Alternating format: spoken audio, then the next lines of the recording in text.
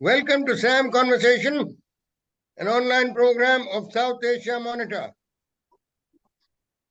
Our topic today is India to employ light tanks in high altitude to square up with the Chinese. For this, we have a panel of discussants, most qualified Lieutenant General Rajan Bakhshi, retired. He's the only Armored Corps officer to have commanded a corps in Ladakh. And we have Lieutenant General Ashok Mehta, retired former Commandant of the Armored Corps School and Center. I'll give a very brief introduction. In 1947, we created history. The Indian Army created history by transporting Stuart tanks to Zojila. They were dismantled. The turret was removed from the hull and taken in wheeled vehicles and then reassembled there. And the net result was the Pakistanis were utterly shocked. Then in 1962,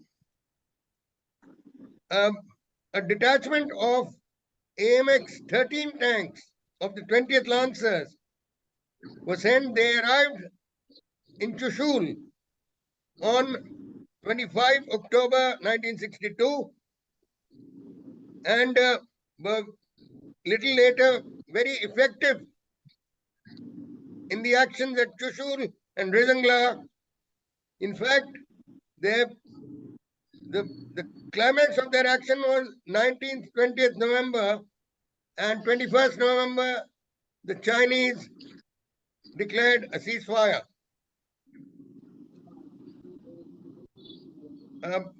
We've had tanks, medium tanks, that is T-72 and T-90 in the mountains for some years now.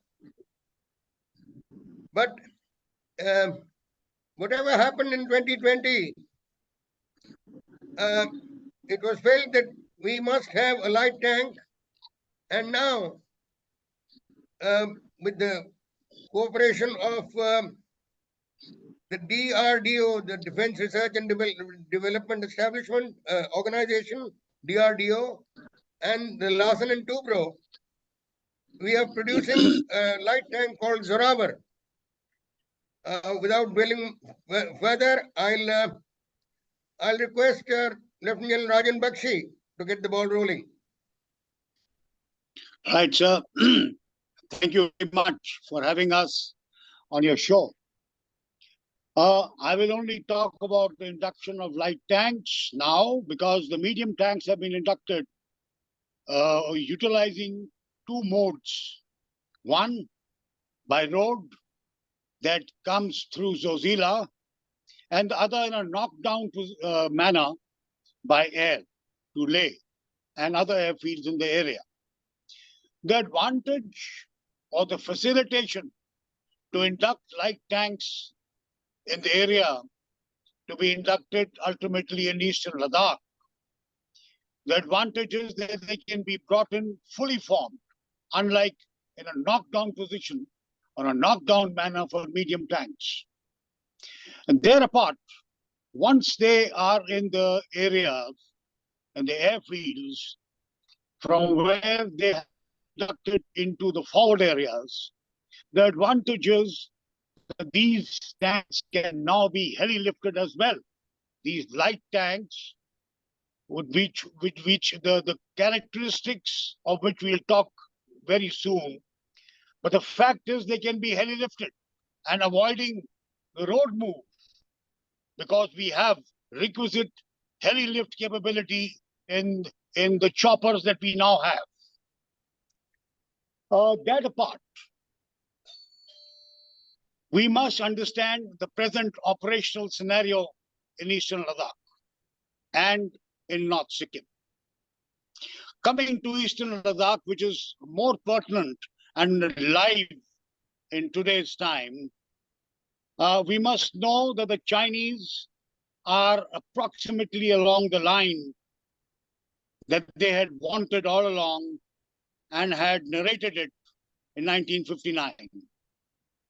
There are three distinct areas along eastern Ladakh frontier, which is from the north, the Depsang Bulge, which is near the Karakoram Pass.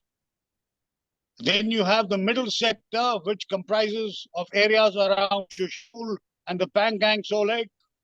And finally, the area in the south, along the Indus Valley of Demchok and Dungti. The Indus River enters India at Demchok and then swings westwards towards Leh. Now, I will want to cover certain light tank considerations which we have to keep in mind. I will cover it quickly, if you permit me, sir. All right. So I take it that, Colonel Bhat, I have your approval. Firstly, the light tanks don't have to be considered only for high altitude areas. When we plan producing tanks, they must have multi-spectrum employability, thereby facilitating strategic movement. They can be employed not only in the high altitude areas, but the areas where we have our operational and strategic roles to play. Amphibious operations, our island territories, areas in the northeast where there are valleys which require amphibious operations. Well, the weight of the tank thereby has to be somewhere below 25 tons. They should be heli-portable. The Chinook helicopter is well set for us today. And in the area of eastern Ladakh, they can be heli sector movement along the LAC. As far as the firepower goes, we have to keep the threat in mind. We have to keep the ranges available in the target area. And the targets are tanks. Therefore, the threat in terms of what are the tanks we are likely to face from the Chinese side, which we know are a mix of light and medium tanks. And we would also recommend a mix of medium and light tanks from our side. The main gun caliber is important, and the capability to also fire missiles is an important issue for firepower availability in light tanks. And the next aspect is mobility. Ladies and gentlemen, agility. Agility is what the light tank gives us. When medium tanks, when they negotiate similar gradients, they are far slower than the movement of light tanks because of the power to weight ratio. Sudden acceleration is achieved in the light tank, with also high cruising speeds while negotiating gradients in high altitude area. They are far better than the medium tanks in this aspect. Coming to protection, maximum feasible, however, considering the desired weight.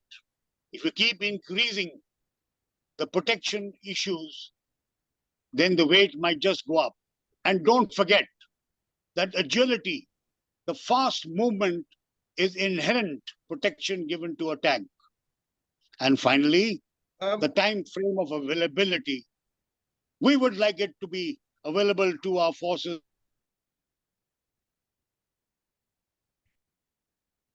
the tanks in place. Now, I will revert back General to Bakhshi, yes, sir. I will request you to just halt here, and I'd like to request Lieutenant General Ashok Mehta to throw some light on having been the commandant of the Armored Corps School and Center, what would be the effort of our tank crews converting to a new tank, say the Zorawar? Well, I thank you for inviting us over for a talk and a discussion on the light tanks. What General Bakshi mentioned was that having medium tanks across a diverse terrain of India, starting from the desert, semi-desert, riverine, semi-mountainous, mountainous, and then high altitude, it does not connect properly. So there is a need to have lighter tanks, and especially so in the high altitude area, especially in the area of Ladakh, Dipsang plains, which are most suited for the employment of light tanks, as also other inaccessible areas where the medium tanks cannot go. Such places as narrow mountain gaps, valleys, passes, and plateaus are the most effective for employment of light tanks. They will also give us enhanced strategic, operational, and tactical mobility in these areas. The agility of a light tank cannot be matched by a medium tank. Now, as far as the question of a conversion from a medium tank for the crews to a light tank will not take much time, because the basic concept of the DNM, the gunnery, and the communication would remain the same. DNM, From, if you can please, from driving and maintenance, yes, driving and for our maintenance. audience. Yes, and if we are going in for a light tank which has got an automatic transmission, then the training as far as the driving and maintenance concerned gets either further lesser required. And along with these tanks, initially, if the simulators come, it's good. Otherwise, on the job conversion will not take more than a 1 month for a trained crew which has been operating on medium tanks. And Nagar is the right place. Thank you. Nagar being the right Ahmednagar place is the right place. is exactly the right place where you have the best of the instructors and the simulators for both the driving and maintenance as also the gunnery aspects. Thank you, Gen Mehta. Um, Rajan, now you could throw some light on, uh, the stewards felt it, the 20th Lancers AMX 13 felt it. Starting the tank in very cold, very cold climate, and at high altitude where the oxygen is lower. Where our the good old ustads used to say, मिकदार हवा और पानी petrol की मिकदार सही होनी चाहिए. Can you throw, because you've seen our medium tanks in action there? Yes, sir. As a matter of fact, in lighter vein, the Indian Jugaad, even the B vehicles in the deserts and high altitude areas, when the temperatures went below freezing point, the Indian Jugaad was to light a fire under the diesel tank. वो आग जलने से उसके बाद ये Indian जुगाड़ गाड़ी used to start. You have aptly said, AMX 13 tanks, when they were there in the area of Trishul, had similar problems to, I'm not talking actuals. The T-72s in eastern Ladakh had the same problem. Now, the problem has been overcome with our Indian Jugaad. And obviously, I should not be declassifying that. We had a great problem in the morning starting of these tanks. But, sir, now I must tell you the capability of the T-72s and T-90s physically in Ladakh today. I'd like to tell the viewers that the tanks which climbed the Kailash range and thereby dominating the Spangur Gap and the Spangur Valley and the Spangur Lake were T-72 tanks of the Indian Army. And the heights of that climb was over 16,000 feet. Our T-90 tanks today have scaled over 17,000 feet in actuality. Now, if you permit me, sir, I would like to go on to the present status in the area of operations. The area of operations for tanks in eastern Ladakh and the status of what our preparedness is, without declassifying what is not to be spoken. Now, firstly, we come to the northernmost area of eastern Ladakh, which is the Depsang Bulge in the area of Karakoram Pass.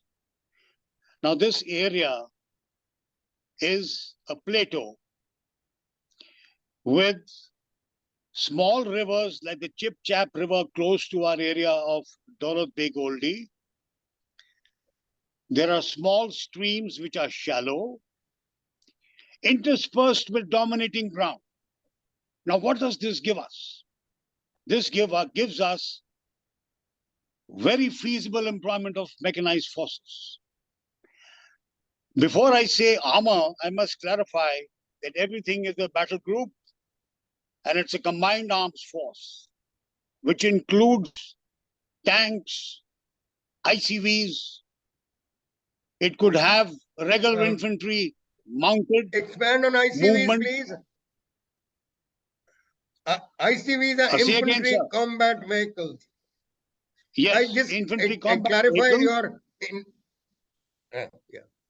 Okay, infantry combat vehicles, helicopters, drones, handheld anti-tank weapons, which could be carried by the mechanized infantry.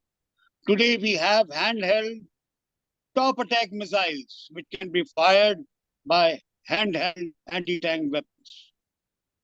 Now imagine an area of this kind where the dominating ground could be held, physically held by our infantry elements, which have matching mobility with tanks, moving in infantry combat vehicles, the gaps being held by tanks, which could be medium tanks because they have the weight, they have the range, and they have the power in terms of firepower. And the maneuver elements, the light tanks, which can move fast to occupy positions on the flanks and thereby assist in the defeat / destruction of the intended enemy in front. So this is the kind of area which is the Depsang Bulge, where light tanks can be used with impunity. And the catchword is agility, as General Ashok Mehta had brought out, which I agree in every aspect that he spoke, because that is the very basic and the basis on which we are inducting our light tanks. He was so very correct in all aspects. Now, when we move down to the Pangang So and the Chushul sector, I wonder if we are looking for amphibious operations in this area across the Pangang So. I would not like to comment on that. Let our serving counterparts, our comrades, the serving comrades decide on aspects of that kind. However, the valley floor area of Chushul, Razangla, the frontage north to south and east to west, east to west is not more than 3 kilometers. So the frontage is 3 kilometers max in that valley.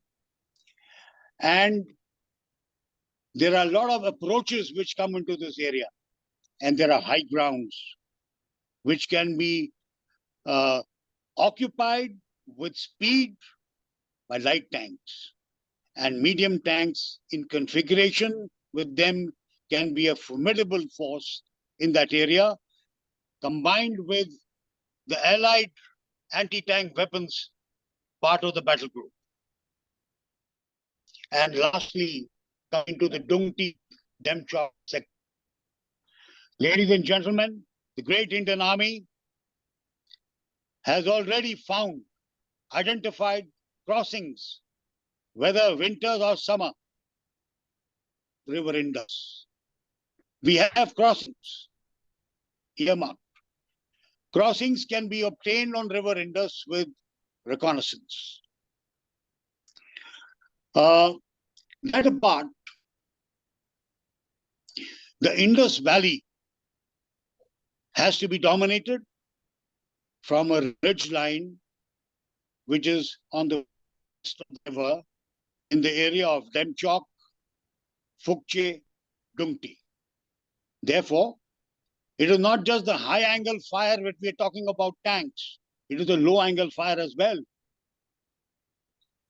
You find you can get hull down positions along this range and yet fire and dominate the valley below where Indus River is flowing in the area that I have mentioned. Thank you, Gen Bakhshi. We are very short of time. You brought out some very important points. I'll now request General Mehta to briefly, add anything from the training point of view and from, because the process of the production and the tank being available, if you could throw some light on this, Ashok. Training per se will not get affected at all, because a light tank with a very high power to weight ratio and an automatic transmission can take the weapon system to any place where you feel like going. What is important is, in addition to a direct firing role, it must also have the high elevation angle, what Rajan brought out, where you can also use the same as alternate techniques of firing. As when you are on a mountain range, then you need a very low angle of fire also, where sometimes you find a target which below. So anything up to -7, -10 degrees, the gun should be able to achieve. And if the Indian Army is thinking of 105mm gun, it's a very proven gun. We've all undergone training in that 105mm, where we used to say, as officers who have not been firing much, to say, give me 2 rounds and both will be hits. So it's a simple weapon system and potent weapon system. Hence, the training part per se is not much. It's the same as a medium tank. The crews will be able to achieve whatever a light tank gives to its optimum. That is all I have to say. Thank you. And lastly, Rajan, throw some light on the quality of the Chinese tanks. In 65 and 71, it was seen that Pakistan had patterns which they were not very well trained on.